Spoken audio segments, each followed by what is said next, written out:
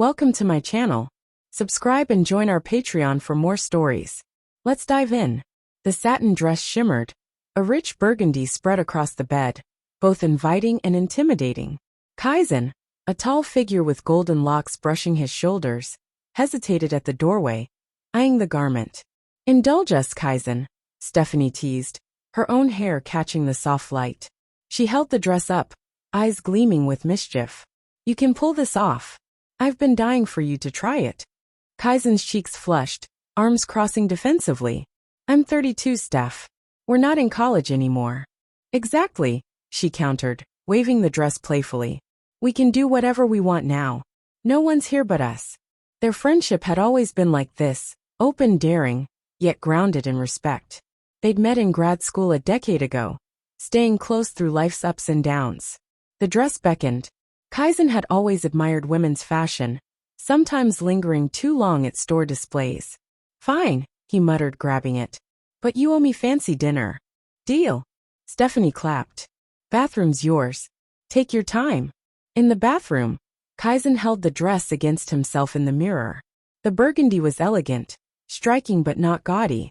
Hands trembling, he undressed, folding his gray button-down and jeans neatly. Stepping into the dress, the fabric whispered against his skin as he slipped his arms through the sleeves and tugged the zipper up. Turning to the mirror, he froze. The reflection wasn't just Kaizen in a dress. The way the fabric hugged his frame, highlighted subtle curves, and made his collarbones stand out. It all clicked into something that quickened his pulse. A soft knock broke his trance. You okay? Need help with the zipper? Stephanie called. Yes, please, he replied, voice unfamiliar. Stephanie stepped in, her playful grin softening as she saw him. Oh, Kaizen, she breathed. You look ridiculous, he said, eyes glued to the mirror. Beautiful, she corrected, reaching for the zipper. Turn around. As she fastened it, a tightness gripped Kaizen's chest, unrelated to the dress's fit. What do you think? She asked. I don't know, he admitted, smoothing the fabric. Confusion, excitement, fear, and something like recognition swirled within him. You know, Stephanie said thoughtfully, some makeup could complete the look. Soon, Kaizen sat at her vanity as she worked subtly. Foundation, a touch of blush, mascara for his long lashes, and tinted lip balm. Your bone structure is killer, she murmured, blending eyeshadow. When she turned the mirror toward him, Kaizen was speechless. The reflection was his, but softer, closer to fleeting thoughts he'd always pushed aside. What about your hair? Stephanie ran her fingers through his blonde locks, styling them into loose waves. Stepping back, she nodded. What should we call you? The question hung heavy. Dana, Kaizen whispered. I think I'd like to be Dana. Stephanie smiled warmly. Well, Dana, want to sip wine and watch that fashion documentary we've been avoiding? Her simple acceptance brought tears to Dana's eyes. I'd love that. They spent the evening on the couch, wine in hand, critiquing couture designs on screen. Every moment felt surreal, yet deeply authentic for Dana. When it was time to change back, Kaizen hesitated. Can I borrow this to try again sometime? It's yours, Stephanie said gently. Early birthday gift. Back at his apartment, Kaizen hung the dress in his closet and wiped off the makeup, watching Dana fade from the mirror. But not entirely.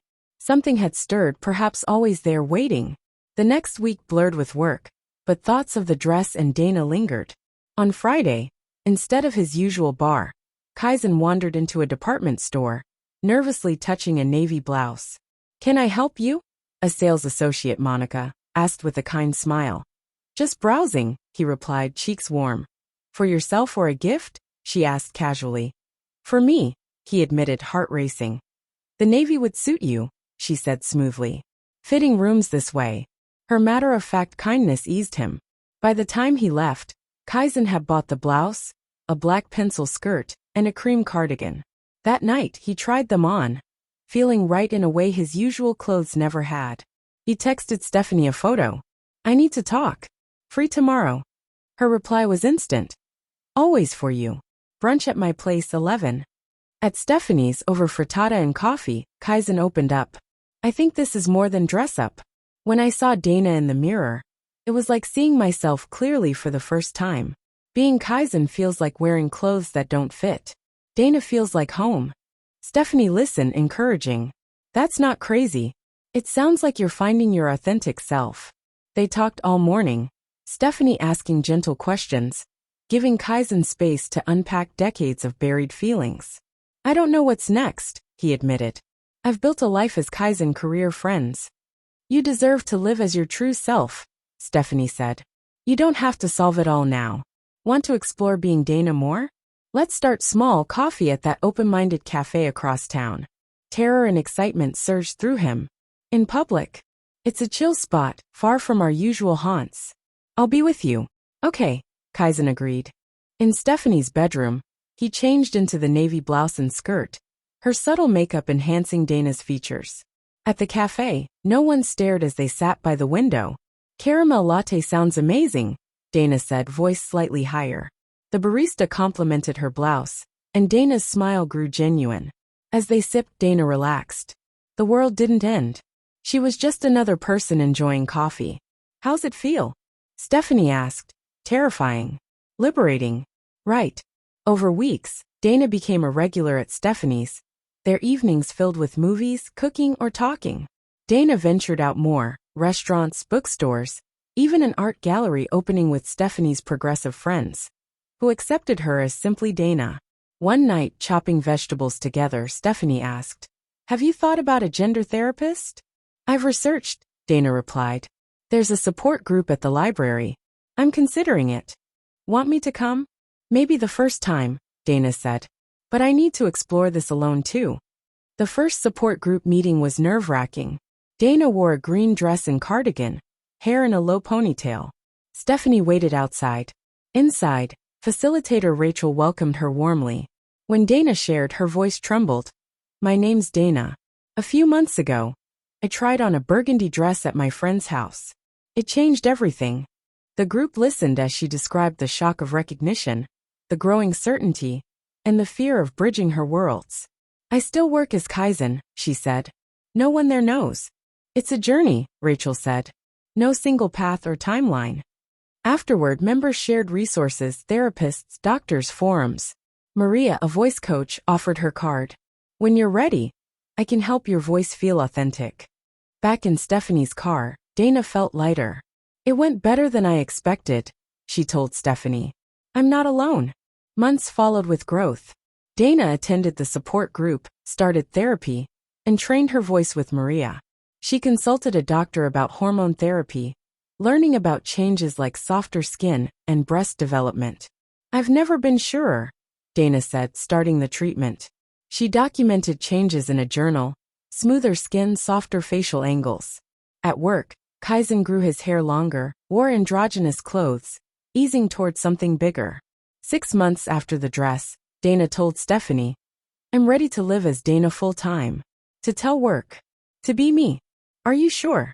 Stephanie asked. No, Dana laughed. But I can't keep splitting my life. It's exhausting. They planned. Dana would talk to her supervisor, then HR, and email her team. She drafted a clear message, Stephanie refining it. The supervisor, Thomas, listened attentively. So you'll come to work as Dana now? Yes, she confirmed. I've coordinated with HR. We'll inform the team, he said. Would you like to? I've got an email ready, Dana said. Thomas added. This took courage. If you face issues, come to me. The email went out, responses mostly supportive. The next day, Dana arrived in a navy dress and heels, hair styled, makeup polished. Curious glances faded by lunch, colleagues adjusting, some warmly. A month later, Dana called her parents. It was tough, confusion hurt. You never showed signs, her mother said. I hid it my whole life, Dana explained. We need time, her father said. But you're our child. It was a start. A year after the burgundy dress, Dana hosted a dinner party. Stephanie, Rachel, Maria, and work friends gathered in her vibrant apartment. To authenticity, Stephanie toasted. And burgundy dresses, Dana added, smiling. Alone later, Dana touched the dress in her closet. She rarely wore it now, favoring blues and greens, but kept it as a reminder of the night everything shifted. Tomorrow, she'd face the world as her true self, on a path that finally fit. Thanks for reading. Check out Patreon for more.